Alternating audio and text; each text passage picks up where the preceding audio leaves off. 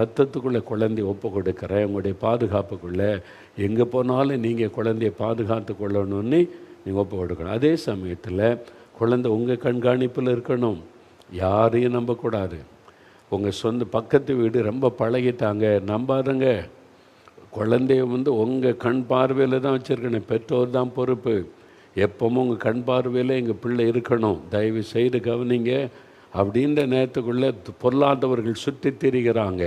பக்கத்து வீட்டில் இருப்பாங்க, எதிர் வீட்டில் இருப்பாங்க, உங்கள் வீட்டுக்குள்ளே சொந்தக்காரங்கிற பேரில் நுழைவாங்க. சின்ன குழந்தைகள், சின்ன பிள்ளை, 5 வயசு பிள்ளை தானே, அது விளையாடிட்டு நினைப்பீங்க. இல்லை, இது கடைசி காலம், பயங்கரமான காலம்.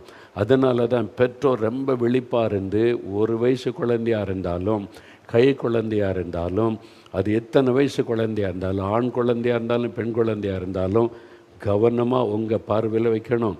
வெளியே நீங்கள் பீச்சுக்கு கூப்பிட்டு போகிறீங்க, தோட்டத்துக்கு கூப்பிட்டு போகிறீங்கன்னா, நீங்கள் உட்காந்து கதை பேசிட்டு அங்கே விளையாடுறது பிள்ளைகளோடனே சும்மா இருக்கக்கூடாது. நீங்கள் 2 நிமிஷம் உங்கள் சிந்தனை தவறுனா கூட கடத்திடுறாங்க.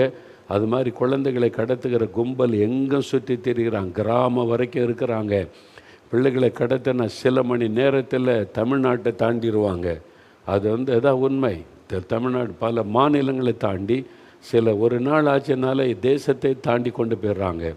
இன்றைக்கி உலகத்திலேயே பயங்கரமான பிஸ்னஸ் ஆள் கடத்தல். குழந்தைகளை கடத்தி பிஸ்னஸ் பண்ணுவது, வியாபாரம் செய்வது, குழந்தைகளை விற்பது, வாலிப பெண் பிள்ளைகளை கொண்டு போய் விற்பது, இதுதான் இன்றைக்கி நம்பர் 1 பிஸ்னஸ் உலக அளவில். அதாவது இந்த மாதிரி பிள்ளைகளை கடத்தி கொண்டு போய் விற்கிறது தான் பெரிய ஒரு பிஸ்னஸாக இருக்கிறது. ஒரு காலத்தில் தங்க கடத்தல், போதை மருந்து கடத்தலை, ஆள் கடத்தல் தான் அதிக பிஸ்னஸ் நடக்கிறது. தயவு செய்து உங்களுடைய குழந்தைகளை உங்கள் கண்காணிப்பில் எப்போவுமே வச்சுருக்கணும். உங்கள் தாய் தகப்பன் 2 பேரில் ஒருவருடைய கண்காணிப்பில் இருக்கணும். பாட்டி தாத்தால பிள்ளைகள் விளையாடுன்னு இவங்க பாட்டில் எங்கே கதை பேசிக்கிட்டு இருப்பாங்களா, அவ்வளோதான். இதிலெல்லாம் நீங்கள் அஜாக்கிரதை இருக்கக்கூடாது. நீங்கள் தான் பொறுப்பு, கவனம். இப்போ நம்ம ஜெபிக்க போகிறோம். குழந்தைகளை பாதுகாப்புக்குள்ளே ஒப்பு கொடுத்து ஜெபிக்கணும். 2வது ஆசீர்வாதத்துக்காக ஜெபிக்கணும். இந்த 2 காரியத்துக்கு இப்போ ஜெபிக்க போகிறோம். நீங்கள் கை வைத்து ஜெபிக்கணும். பிள்ளைகளை ப்ளஸ் பண்ணணும். பிள்ளைகளை ஆண்டவருடைய பாதுகாப்புகளை ஒப்பு கொடுக்கணும். பிள்ளைகளை இயேசு எப்படி கை வைத்து குழந்தைகளை ஆசீர்வதித்தாரோ, நீங்கள் கை வைக்கும்போது இயேசுடைய கரம் அந்த குழந்தை மேலே வைக்கப்படும். இயேசு குழந்தைகளை அணைத்து கொண்டு அவர்கள் மேலே கை வைத்து ஆசீர்வதித்தார். இப்போ பெற்றோர் அப்படி கை வைக்கும்போது, பெரியவங்க அவருடைய பெற்றோர் இல்லை, தாத்தா பாட்டி இருக்கிறீங்க, கை வைத்து ஜெபிக்கும் போது இயேசுவின் கரம் குழந்தைகள் மீது வைக்கப்படும். அதை விசுவாசிங்க.